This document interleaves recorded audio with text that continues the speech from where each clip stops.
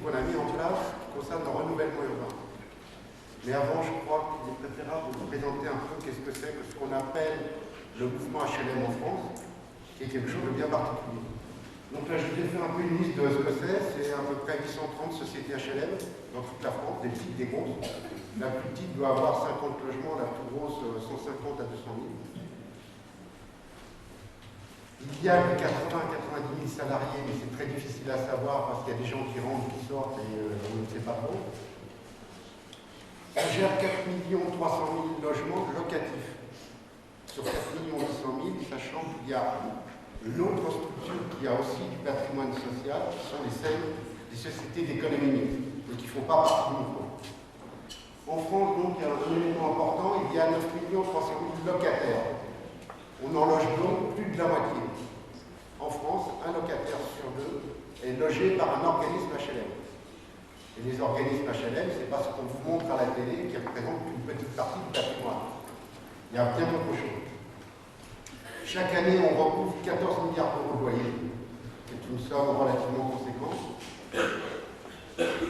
Petit détail qui a son importance en France concernant le système algérien. Le patrimoine social en France n'est pas construit avec des fonds publics, mais avec des fonds qui sont empruntés par les organismes. Vous savez, pour construire un logement social, on emprunte au bout d'une banque, auprès d'une banque, principalement la Caisse des dépôts. C'est comme ça, c'est traditionnel. Et avec cet argent, on construit. L'État ne fait que des bonifications d'intérêt ou éventuellement des avantages fiscaux sur la TVA. En France, ce n'est pas le gouvernement ou l'État qui est propriétaire du patrimoine social. C'est un élément important. Résultat, les loyers servent principalement à rembourser la dette des organismes pour 6 milliards chaque année. D'où l'utilité de faire du recouvrement de loyer. Autrement, tous les organismes restent systématiquement mais immédiatement en faillite. On fait à peu près 2,5 milliards de travaux d'entretien et on fait 6 milliards d'euros d'investissement chaque année. Alors, soit dans le patrimoine existant, soit dans le patrimoine ancien. On fait du neuf en locatif. On fait de l'accession sociale, pas énormément, mais quand même pas mal, et on fait aussi de l'acquisition-amélioration. C'est-à-dire qu'on rachète du patrimoine ancien, on réhabilite et qu'on remet en location. En gros, on construit à peu près 100 000 logements par an, en ce moment, c'est à peu près 120 000 logements. Alors, sur ce niveau, il y a plus de 6 ans.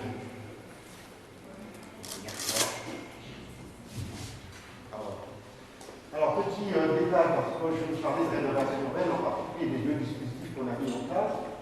Actuellement en France, ce qu'on appelle la rénovation urbaine, c'est 530 sites qui ont été retenus comme pouvant bénéficier des dispositifs renouvellement urbain. Dessus, il y a 260 conventions qui ont été signées, sachant que chaque site fait l'objet d'une convention portée par le politique au niveau collectivité locale. Ça représente 30 milliards d'euros d'investissement. Ça va concerner à peu près 4 millions d'habitants et à peu près 2 millions de logements, 1,8 million à peu près. Pour l'instant, il y a 200 organismes HLM qui sont mobilisés, qui portent pour partie ces 260 conventions, sachant que les organismes HLM sont dans tous les sites urbains et certains organismes HLM sont dans 4, 5, 6 sites de renouvellement urbain. Ce qu'il y a d'important à savoir, c'est que finalement, comme on fait de la démolition et de la reconstruction, l'essentiel, je dirais, du budget investi dans le renouvellement urbain, c'est les organismes qui le forment. À l'heure actuelle, je vous ai dit 56%, les derniers chiffres, c'est plutôt 58%. Ce qui veut dire que les organismes HLM, sur les 40 milliards d'euros de prévus en renouvellement urbain, vont en financer 24 à 25 milliards. Alors quand je dis les organismes, c'est les locataires. Les organismes HLM se financent sur les loyers. Bon, les dossiers en plus, leur particularité, c'est qu'ils sont très complexes. Ils font appel à de la communication, de la diversification, du partenariat dans tous les sens. C'est une tentative de laisser, je dirais, tout le mouvement urbain qu'on a connu, je dirais, depuis les années 50 et 60, pour passer à quelque chose de plus humain. Et ce qu'il y a de fondamental, c'est le rôle prépondérant des collectivités locales. Aucun dossier de renouvellement urbain ne peut être engagé si la collectivité locale concernée ne porte pas de dossier. Ce qui veut dire qu'elle met aussi de l'argent. L'enjeu, il est là. En gros, il n'y a pas de projet de renouvellement urbain sans un élu, collectivité locale du niveau, soit commune, soit département, voire région, qui porte le dossier. Le premier plan de renouvellement urbain à la date d'aujourd'hui, c'est la construction de 120 000 logements, la réhabilitation de 270 000, la reconstruction de 130 000 logements. Ça veut dire qu'on va en démolir autant. Je sais bien qu'en Algérie, ça ne dit pas, mais on est contraint de démolir des logements qui sont soit vacants, parce qu'ils ne sont pas au bon endroit, soit parce qu'ils sont en trop mauvais état et que le coût de la réhabilitation va coûter plus cher que la reconstruction. Et on fait de la résidentialisation donc sur 300 000 logements, c'est-à-dire de complètement retransformer les bâtiments existants. Ce qui peut vouloir dire couper une tour en deux, refaire une façade complètement, c'est vraiment tout ce qui est possible. On modifie complètement la structure des bâtiments. Alors un petit détail, parce qu'on a parlé de réhabilitation, ça je voulais rajouter. En général, la réhabilitation en France est aussi financée par les organismes HLM à 90%. En gros, les organismes HLM font des provisions pour grosse réparation, ils font des emprunts, ils font de la réhabilitation et ils récupèrent ce qu'ils ont investi en augmentant les loyers. C'est relativement simple. En gros, l'argent, les euros, ça ne se crée pas. Aucun organisme HLM n'est une banque. Donc à chaque fois qu'il investit, l'argent qu'il investit, il récupère quelque part. On fait actuellement encore 100 à 120 000 logements par an. On a pour faire ce genre de choses quelque chose qu'on appelle des plans stratégiques de patrimoine, c'est-à-dire que tout organisme HLM a un prévisionnel de travaux sur la totalité de son patrimoine à 15 ou 20 ans. Tous les travaux qui sont à faire, les gros travaux, sont chiffrés et programmés. On les décale dans le temps, c'est pas important, mais c'est fait.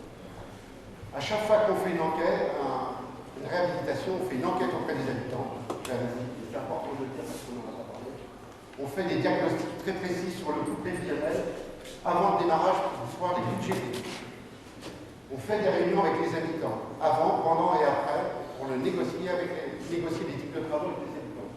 On fait des simulations individuelles, sachant quand on fait des travaux, comme ça va modifier les loyers, c'est pour voir quelle sera la situation des habitants une fois qu'on aura fait les travaux de réhabilitation.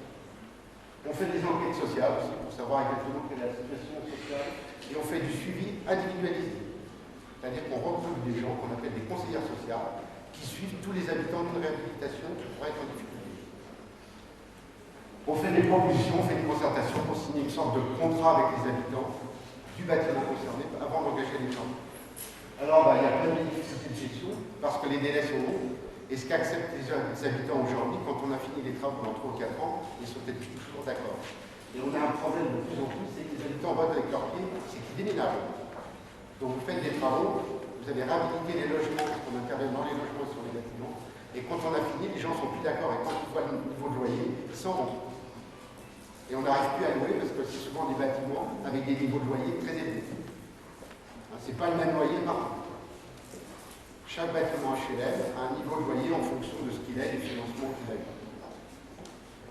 Et en effet, s'il y a des départs des locataires, il y a ce qu'on appelle des coûts de relocation, il faut chercher un nouveau locataire, il faut pouvoir faire des travaux dans le logement, ça coûte relativement cher.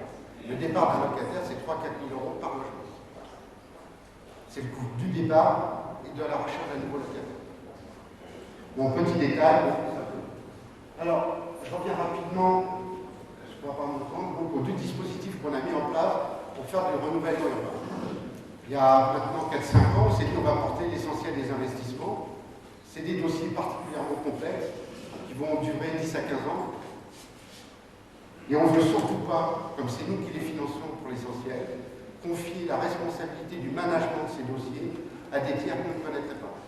On a donc mis en place ce qu'on a appelé l'école du renouvellement urbain, et on l'a fait dans un dispositif que l'on avait depuis très très longtemps, qui s'appelle l'IFMO, qui ne servait plus à grand chose, et on a réutilisé cette structure qui est une filiale du mouvement, donc pour pouvoir fonctionner. Et je suis en train de m'apercevoir que je voulais vous dire. Et il y a celle-là qui a sauté. Je reviens juste en dessous. Donc le secteur du logement en France, un petit détail, je reviens en arrière, la diapositive avec le passé. C'est 24 millions de résidences pour 18 millions de résidences principales. En France, il y a un propriétaire sur deux, à peu près. Le chiffre d'affaires du bâtiment, c'est 320 milliards d'euros. Ça, c'est ce qu'on connaît. C'est à peu près 12% du PIB. Certaines estimations, avec tous les travaux annexes, le nettoyage et autres, pensent qu'on est à plus de 20 millions d'euros. De 20% du PIB. Et chaque Français consacre en moyenne le quart de ses revenus, de son budget, au logement. Ce qui est énorme. Bon, les structures du mouvement HLM, l'Union sociale pour l'habitat, regroupe 5 fédérations, parce qu'il y a des organismes, comme toujours, un peu de statut différents. Il y en a qui sont aux EPLN, d'autres aux PGI, il y a des coopératives, ce genre de choses. Tout ça s'est regroupé dans l'Union nationale où moi je travaille, qui est une grosse structure, qui a donc plus de 500 salariés en province et à Paris. Et on s'est doté de filiales qui sont à chaque fois spécialisées. L'IFMO est une de ces filiales. C'est des gens qu'on met donc à disposition des organismes. C'est tous des techniciens spécialisés qui sont soit mis gratuitement à disposition des organismes quand c'est collectif pour plusieurs organismes. À chaque fois, c'est une demande d'un organisme, ça lui est facturé, comme un cabinet de conseil lambda. Et l'Union vit donc d'une partie de cotisation et d'une partie de recettes de facturation. C'est-à-dire on est au même prix que les grands cabinets en dessous ou autre. Je reviens à l'IFMO rapidement. Donc l'IFMO, c'est l'Institut de formation et la maîtrise d'ouvrage de la ville.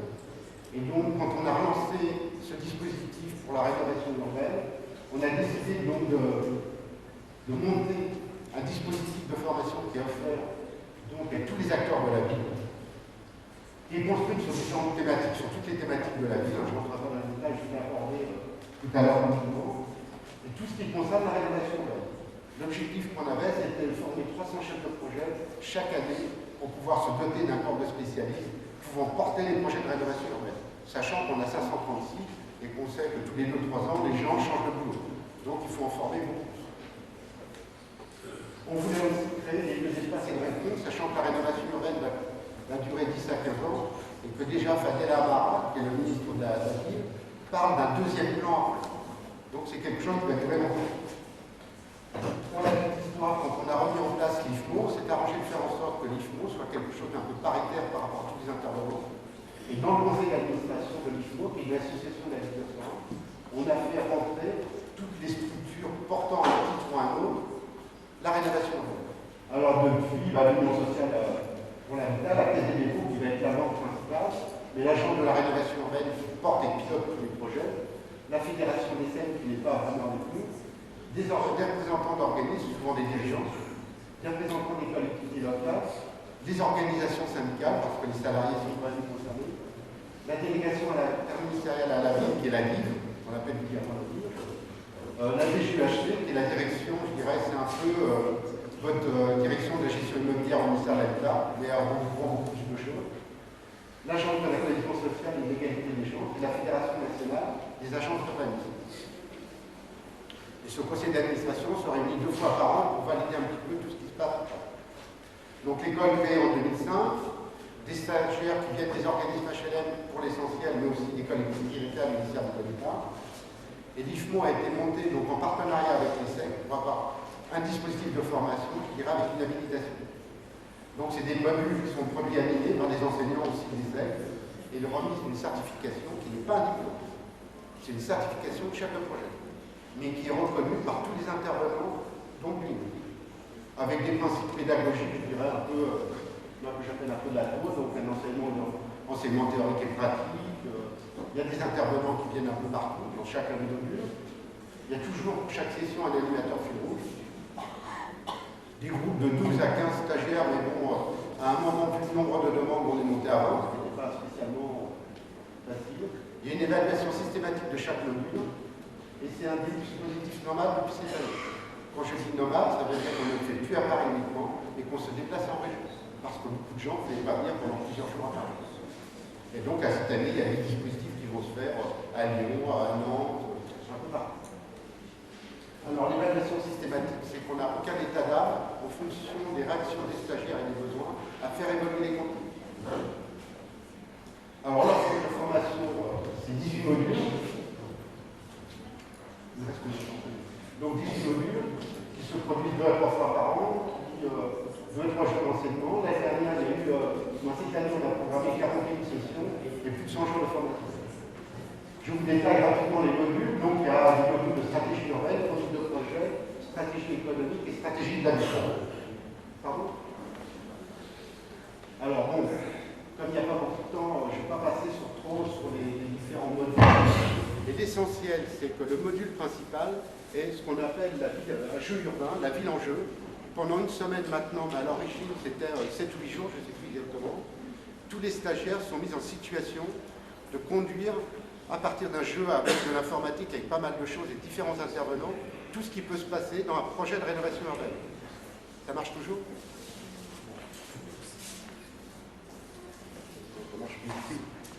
Ça marche? Ouais. Donc c'est un jeu urbain qui se déroule sur un certain nombre de jours, c'est 5 jours maintenant, où chaque stagiaire est mis en situation. Et on lui fait occuper tous les postes quasiment. Madame Rassi, vous me confirmerez, je pense. Moi, je n'ai pas fait ce truc, je n'ai pas suivi. Chaque stagiaire occupe pratiquement tous les postes de décision dans un processus de renouvellement urbain. Alors, soit par équipe, soit individuellement. Donc, on lui fait jouer le rôle d'un wali ou autre chose. Alors, bon, dans chacun des thématiques, vous avez stratégie urbaine, plusieurs modules, vous avez la conduite de projet, vous avez la stratégie économique, tout au sein de, je dirais, le renouvellement urbain est abordé à chaque fois pendant 2 ou 3 jours. Alors, qu'est-ce qu'il y a d'important? Je dirais tout est important, aussi bien l'accompagnement, le relogement. Par exemple, petit détail, on a mis en place sur chacun des sites de renouvellement urbain des chargés de renouvellement urbain qu'on cofinance pour les organismes. C'est-à-dire que les organismes qui sont dans un projet de rénovation urbaine recrutent des gens chargés des relogements. Sachant que le renouvellement urbain, comme on démolit, on reconstruit et on essaye d'adapter les logements aux besoins des habitants, on va les déménager de logement, on va les changer de logement. Donc il y a tout un dispositif d'accompagnement pour que ça se passe bien. Pour arriver à les convaincre, pour faire en sorte qu'ils n'aient pas de différence de loyer. Deuxième école qu'on vient de lancer, là je passe très vite à cause du temps. On s'est aperçu, on s'est dit finalement former des chefs de projet, c'est bien, ils montent le projet, ils commencent à le lancer. Mais une fois que le projet est bien avancé, qu'est-ce qui se passe sur le terrain en matière de gestion des investissements qu'on a fait? Et on est donc en train de former maintenant des responsables de gestion urbaine de quartier. C'est des gens qui auront à gérer finalement sur le terrain concrètement tout le patrimoine HLM qui aura été concerné par le renouvellement urbain. C'est-à-dire de le gérer dans le temps et pérenniser les investissements parce qu'on ne pourra pas faire 2 fois les mêmes investissements. Et c'est vrai que quand on a fait ce montant de travaux, on sait que dans les 10 années qui viennent, on ne pourra pas refaire de travaux sur ces sites. C'est souvent des quartiers complets. Et on veut à tout prix que ça se passe bien.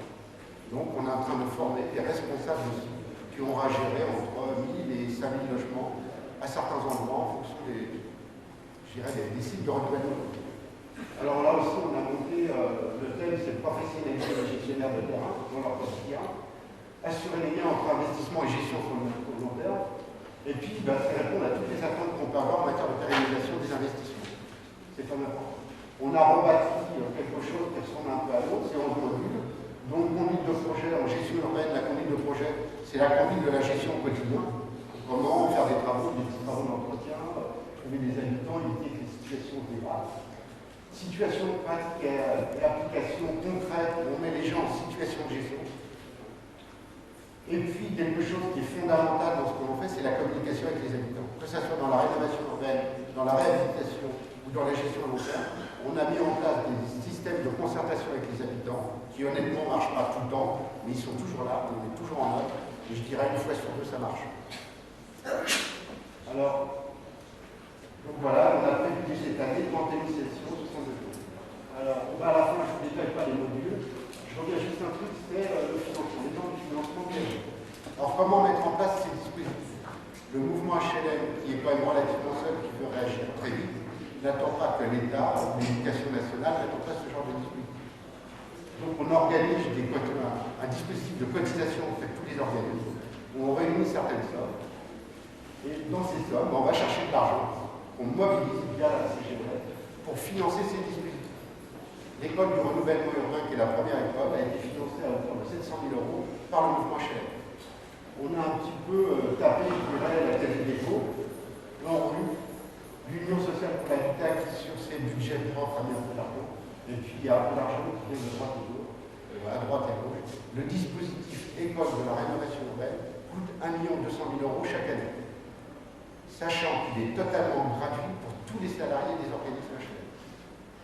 Les salariés des collectivités locales, des services de l'État sont obligés de payer. Mais nous, on ne paye pas.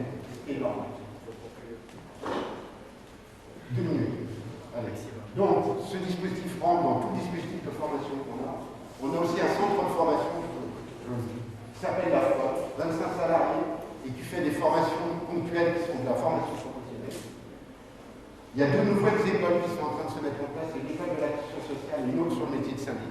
On est en train de généraliser parce qu'on a une demande du gouvernement de reprendre en syndic beaucoup plus de copropriété qu'on en a aujourd'hui. L'IFMO avec les deux écoles que je vous ai présentées, et aussi d'autres dispositifs comme une grosse filiale de conseil et Habitat Territoire Conseil avec 150 consultants qui intervient par exemple sur l'appui à la vente.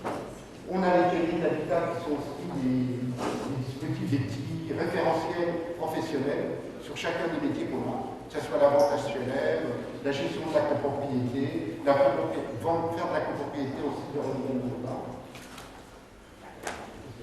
Et on fait aussi des journées professionnelles et on a des clubs qui travaillent par métier spécifique. C'est-à-dire qu'on réunit à Paris tous les responsables techniques, tous les responsables financiers à des dates précises. On leur propose longtemps à l'avance pour les informer de ce qui se passe, pour voir les problèmes qu'ils ont et essayer d'y réagir. Voilà.